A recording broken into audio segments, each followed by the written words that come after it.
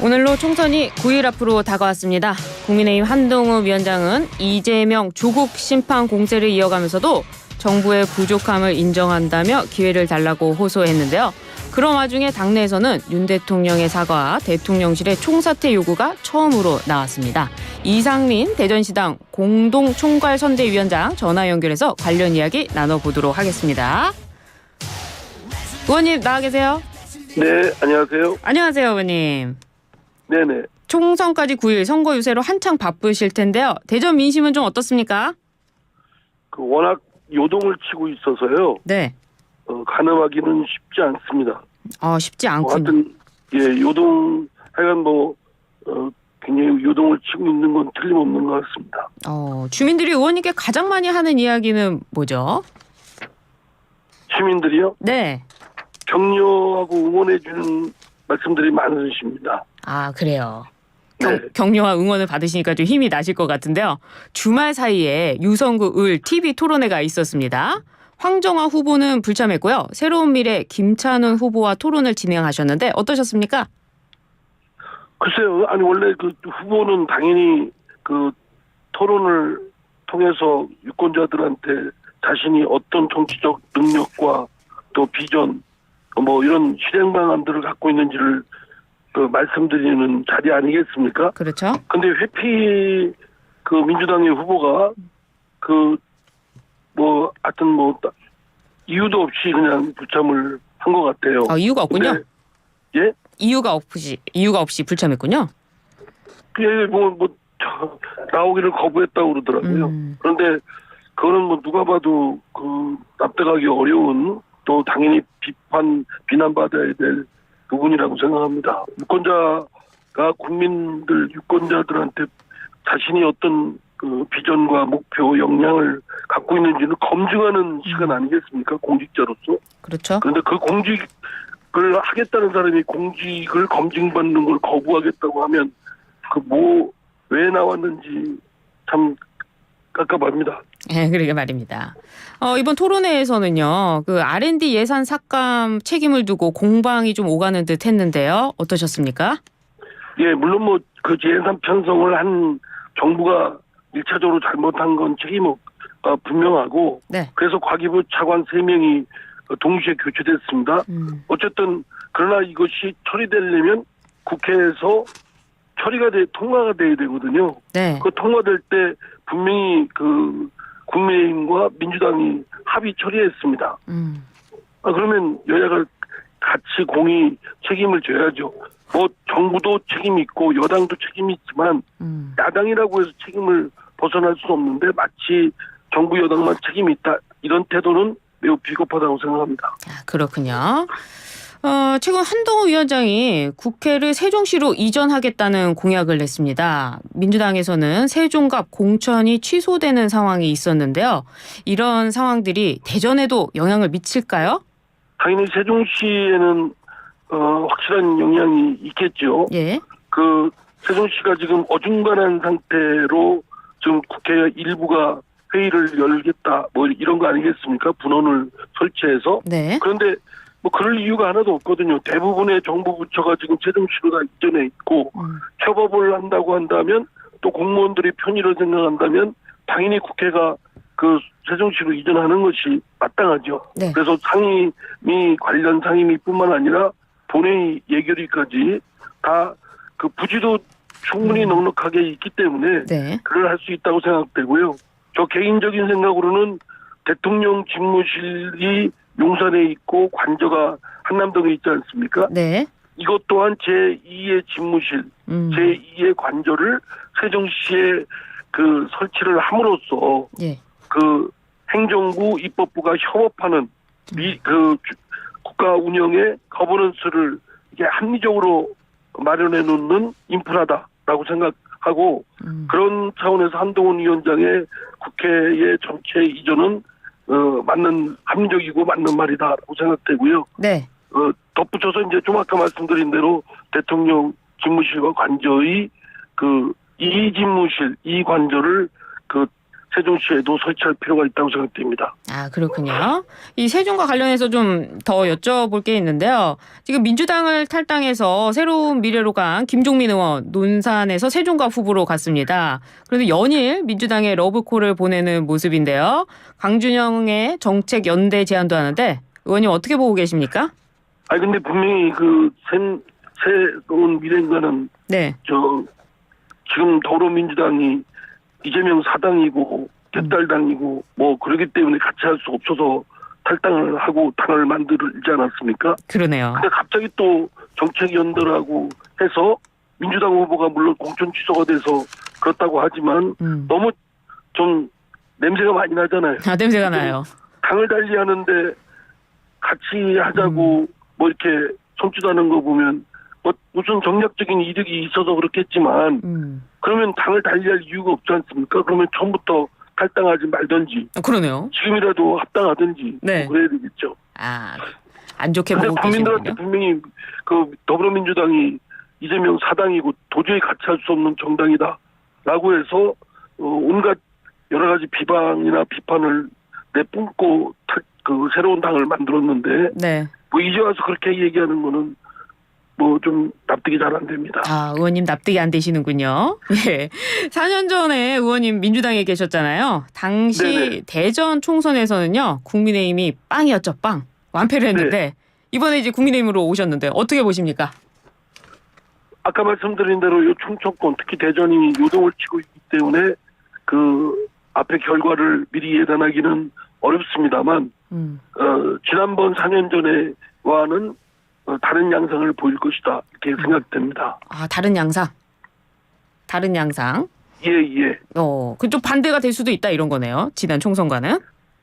뭐 그렇게까지 기대는 하지는 않습니다만 그러나 지난번 한석도 얻지 못한 그런 경우는 아닐 것이다라고 뭐 기대를 합니다. 그러나 뭐 이제 네. 워낙 아주 끝까지 최선을 다해야 되겠죠. 그렇죠. 우리 의원님이 또 국민의힘으로 오셨기 때문에 최소한 한석은 이길 수 있는 거 아니냐 이렇게 생각하실 것 같아요. 하여튼 뭐 열심히 하겠습니다. 네. 근데 전반적인 총선 판세도 좀 여쭤보고 싶은데요. 전반적인 총선 판세 어떻게 분석하고 계세요? 아무래도 이제 수도권은 우리 국민의힘이 민주당에 비해서는 밀리고 있는 것 같습니다. 네. 그러나 이제 민주당의 그 민낯 또 그런 행태들을 보면 특히 그 조국 신당하고 네. 더불어민주당하고 지금 손을 맞잡고 가고 있는 형국 아니겠습니까? 그래서 2조 심판이라는 말까지 나오는데 예. 그런 걸 보면 지금 아니 이재명 대표도 수천억의 그 비리 의혹 등을 여러 건 때문에 수사도 받고 있고 재판도 받고 있는 아주 불상사나운 모습 보이고 있고 더불어민주당의 또 의원들도 돈봉투건으로 20명 가까이가 지금 그 수사를 받고 있는 상황인데 그렇죠. 조국 교수는 2심까지 유죄 판결을 받은 걸로 알고 있습니다. 네. 그런 정치인들이 같이 합심해서 뭘 하겠다고 하면 국민들이 볼 때 완전히 범죄자 또는 범죄 의혹을 받고 있는 사람들이 연대해서 뭘 하겠다라고 하는 것이기 때문에 그에 대한 엄중한 심판이 있어야 되겠다라고 저희는 생각합니다. 아, 그렇군요. 바로 얼마 전까지 국민들께서 그것 때문에 분노를 하시고 정치에 대한 어떤 반감도 굉장히 큰 요인을 작용을 했는데 네.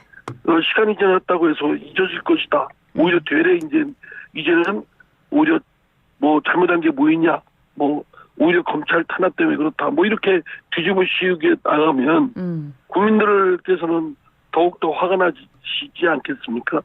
그렇죠.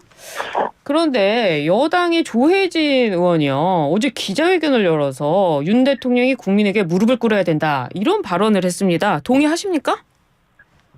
정치인은 국민한테는 무릎을 당연히 꿇고 있는 자세를 가져야 된다고 생각합니다. 그건 뭐 대통령이든 국회의원이든 어느 선출직 공직자는 정치인으로서 민심에 부합하고 민심을 근거해서 해야 정당성이 인정되는 것이지 네. 민심에 어긋나서 민심을 불편하게 해서는 결국 자기의 리더십이 위축될 수밖에 없다고 생각됩니다. 그 일반론 논문적인 측면에서 그건 뭐 동의합니다.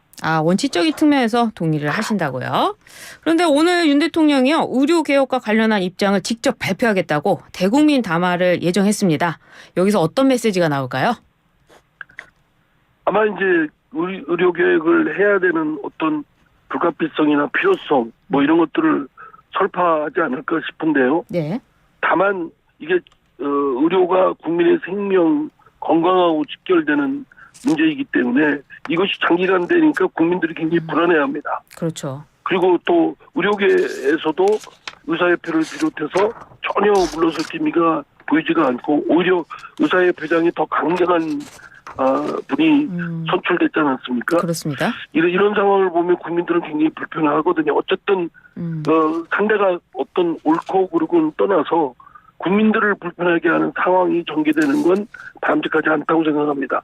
이거를 어떻게든지 풀어가는 지혜가 필요하다고 생각되고 대통령이 그런 지혜를 발휘해주고 인내심을 보여줄 필요가 있다고 생각합니다. 그렇군요. 지금 모든 게 이제 국민을 바라보고 가야 되니까 그런 메시지가 나올 가능성도 있다 이렇게 보시네요.